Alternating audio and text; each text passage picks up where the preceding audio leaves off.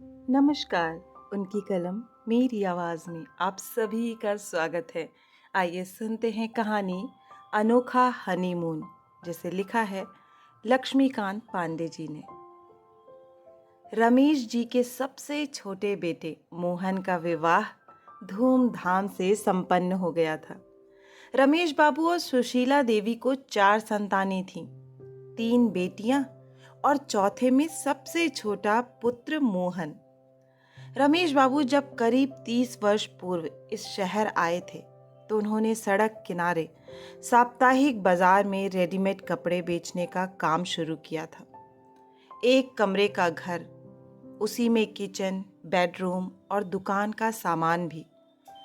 बेहद तकलीफ भरे जाने कितने वर्ष गुजारे थे उन दोनों ने, किंतु कठोर परिश्रम और बच्चों को बेहतर जीवन देने की ललक की वजह से वो हर मुश्किल से लड़ते हुए आगे बढ़ते चले गए थे। आज शहर के मुख्य चौराहे पर उनकी मशहूर रेडीमेड कपड़ों और साड़ियों का शोरूम था। अपना बड़ा सा घर था, गाड़ी घोड़ा नौकर चाकर सब कुछ था। फिर भी रमेश बाबू और सुशीला देवी एक एक पैसा बस बच्चों पे खर्च किया करते थे। खुद पे खर्च करना तो जैसे उन्हें कभी आया ही नहीं। चारों बच्चों की शिक्षा और लालन पालन में कोई कमी नहीं छोड़ी थी उन्होंने। फिर तीनों पुत्रियों का संस्कारी और संपन्न घरों में विवाह किया और अब मोहन का विवाह भी हो गया था। मोहन के लिए उन्होंने बचपन के मित्र और सरकारी स्कूल के चपरासी हरि गोपाल की पुत्री सुधा को बहुत पहले ही चुना था। मोहन भी सुधा को जीवन साथी के रूप में पाकर बहुत खुश था।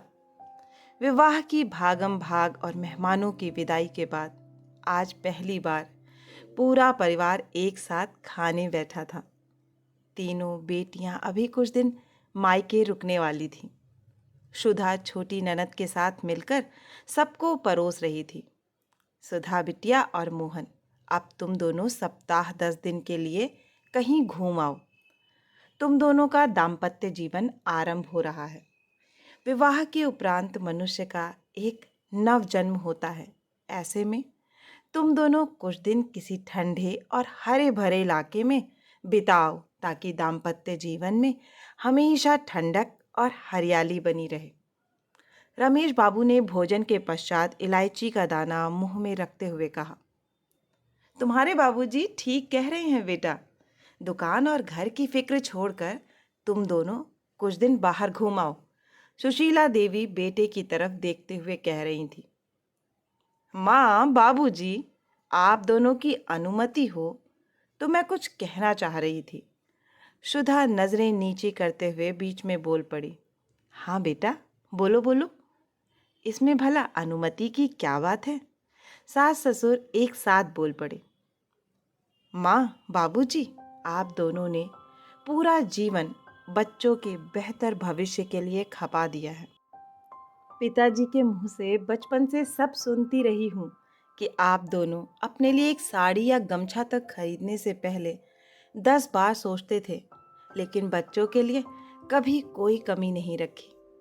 बाबूजी, आप दोनों तो शादी के बाद किसी बर्फीले या हरे भरे इलाके में घूमने नहीं गए। फिर आप बताइए कि कैसे इतना ठंडा स्वभाव और हरा भरा दाम्पत्य जीवन आप दोनों को मिला। हम दोनों के सामने घूमने के लिए पूरा जीवन पड़ा है। अब घूमने और दुनिया देखने की बारी किसी की है तो वो आप दोनों की है। हम दोनों ने आप दोनों का यूरोप घूमने का 1 महीने का प्लान बना दिया है। वीज़ा, टिकट सबका इंतज़ाम हो चुका है।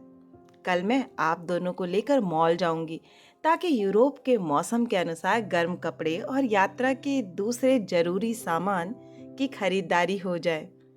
अगले रविवार आप लोगों को निकलना है और हाँ, टूर कंपनी वाले आप लोगों का हर तरह से ख्याल रखेंगे।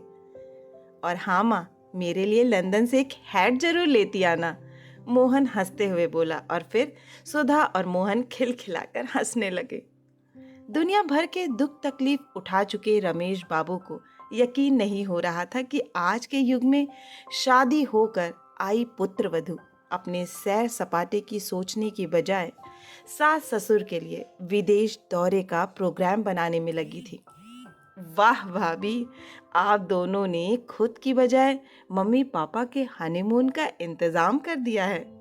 बोलते हुए तीनों बहनें अपने भाई और भाभी से लिपट गई थीं।